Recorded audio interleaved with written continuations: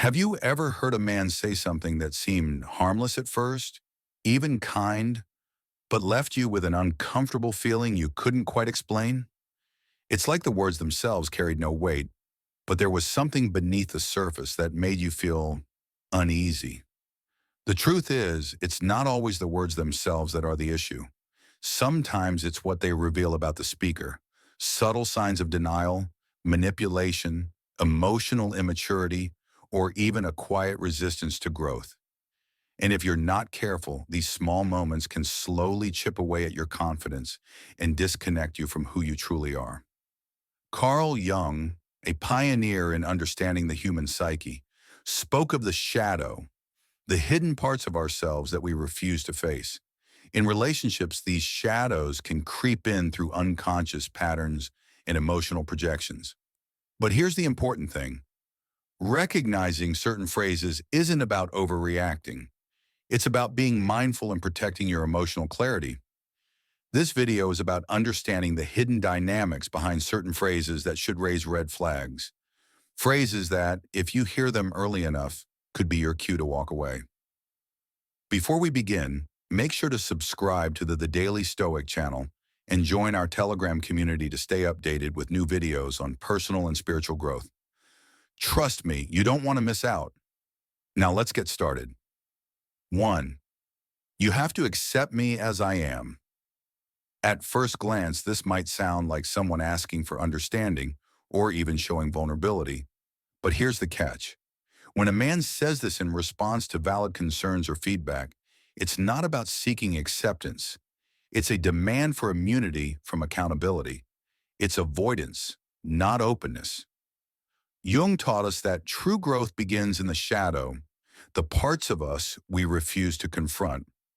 When this phrase is used, it often follows signs of emotional withdrawal, deflection, or passive aggression.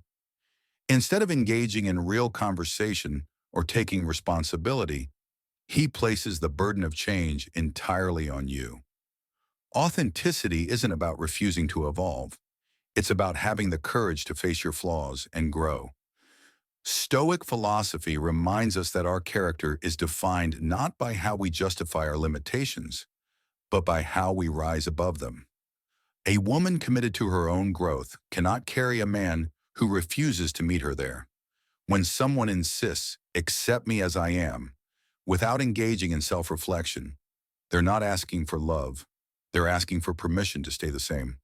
This isn't self-acceptance, it's self-protection. This phrase creates a dynamic where any request for change is framed as rejection. Over time, it forces you to silence your instincts, minimize your needs, and internalize blame simply for wanting a healthier relationship. True connection requires accountability from both sides. Jung said that integrating our shadows, those uncomfortable truths we avoid, is what makes us whole. A partner who cannot face their shadow isn't living authentically. They're living in defense of their wounds. And a relationship built on defense, not reflection, becomes a trap. One where growth is punished and stagnation is disguised as stability. 2. All my exes were crazy. At first, this may sound like a vulnerable confession, but here's the hidden danger. If every ex is painted as unstable, toxic, or crazy, it's not a confession. It's a narrative of blame. Jung warned us, what we fail to make conscious becomes our fate. A man who constantly talks about his exes in this way isn't reflecting on his own role in past relationships. He's avoiding self-awareness by projecting his issues onto others. He's casting himself as the eternal victim. Even worse, there's an unspoken expectation that you will be different. But when someone hasn't processed their past, they're doomed to repeat it. In this case, you don't just become his new partner. You become the next crazy one the moment you disrupt his narrative. When a man hasn't done the inner work, even the healthiest dynamics can be twisted into the same dysfunction. This mindset creates subtle pressure for you to be better than the women before you, to prove your worth by not triggering the same reactions he claims to despise. But be warned, when someone hasn't done the inner work, they will unconsciously drag you into the role of their emotional scapegoat. and you'll be playing a part in a script that's already been written. Jung taught that projection isn't just a defense mechanism, it's a refusal to evolve. A man who continually blames his exes reveals more about his inability to self-reflect than about the women in his past. A conscious woman knows she's not entering a relationship to redeem someone's history. She's entering to build a future. And that future requires a partner who takes responsibility for the emotional patterns they bring into the relationship. 3. If you really loved me, you'd do what I ask. This may seem like a simple request, but it's not. It's a command dressed up as a plea for affection. It turns love into a test and guilt into a tool for control. Jung observed how emotional manipulation often hides behind the illusion of care. And the Stoics believed love should be rooted in freedom, not fear or obligation. When someone says, "If you really loved me, you'd do this for me," they're not asking for connection, they're asking for compliance. What starts as a small favor can quickly spiral into a lifetime of self-betrayal. A woman who's aware of her worth can easily spot the difference between a genuine request and a veiled demand. Real love honors your boundaries. It doesn't erase them. When love is equated with obedience, the relationship isn't about intimacy anymore. It's about control. The more you give in, the more the demands evolve. Eventually, you're not acting from love anymore. You're acting out of fear of disappointing or losing them. Over time, this dynamic will cause you to second-guess your instincts, confuse sacrifice with connection, and shrink within yourself just to preserve harmony. But true love doesn't require you to disappear. As both Jung and the Stoics remind us, the highest form of connection is built on autonomy, mutual respect, and the freedom to be yourself, even when that means saying no. 4. You're not enough for me. Few phrases sting as deeply as this one, not because they're true, but because they're designed to make you doubt your own worth. This isn't honesty, it's manipulation.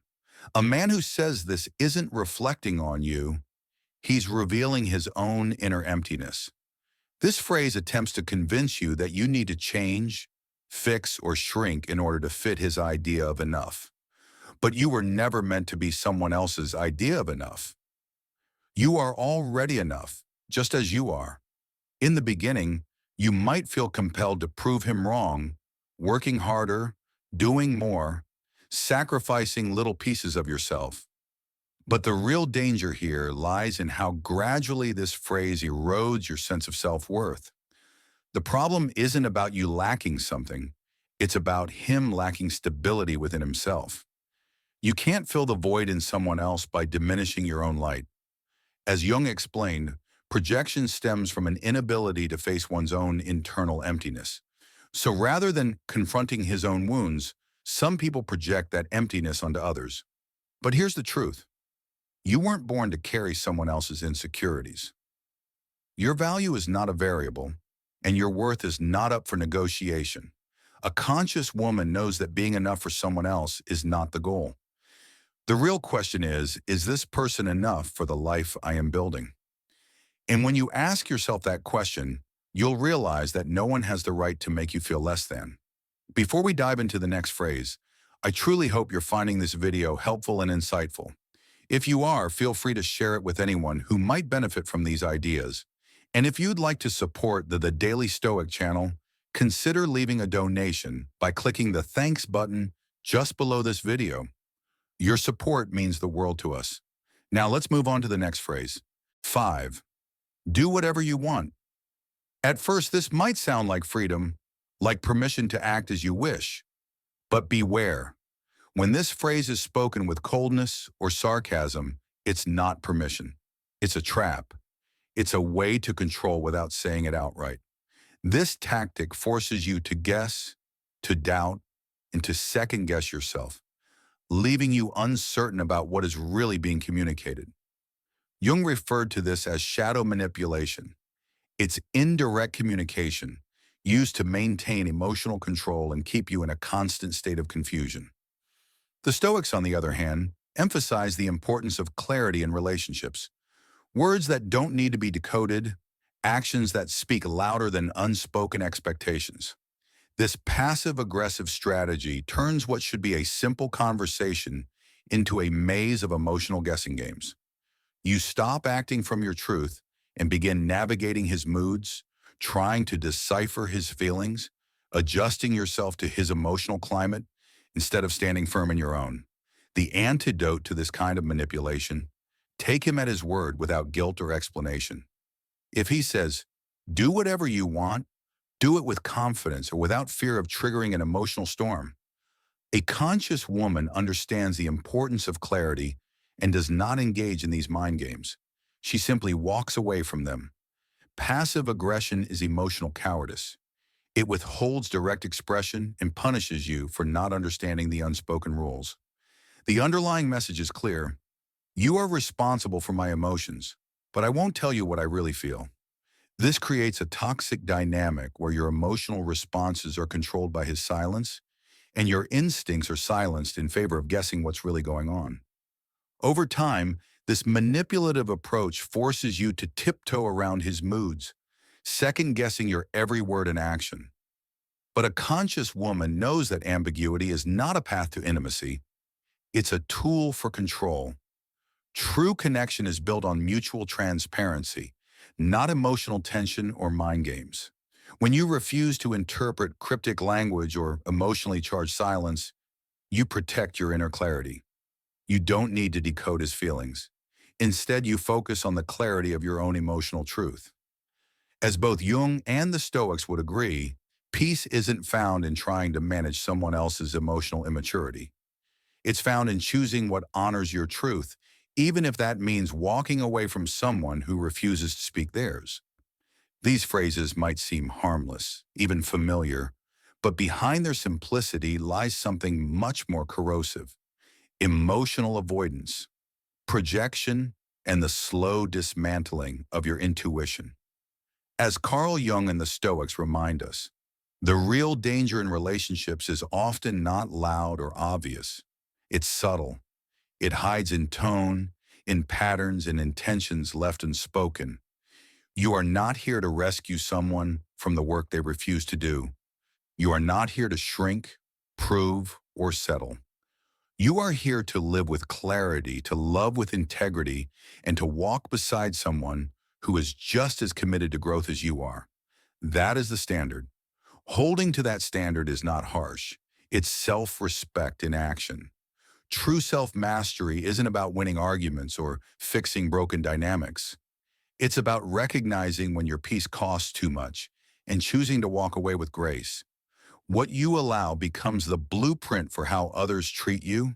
So, choose wisely and teach the world by example. If this video resonated with you, I'd love to hear from you in the comments. What phrases have you heard that made you stop and question everything? And if you're ready to dive deeper into self-awareness, emotional clarity, and real psychological insight, don't forget to subscribe to the Daily Stoic. This is a space for conscious minds, and you belong here. Stay clear, stay strong, and above all, stay free.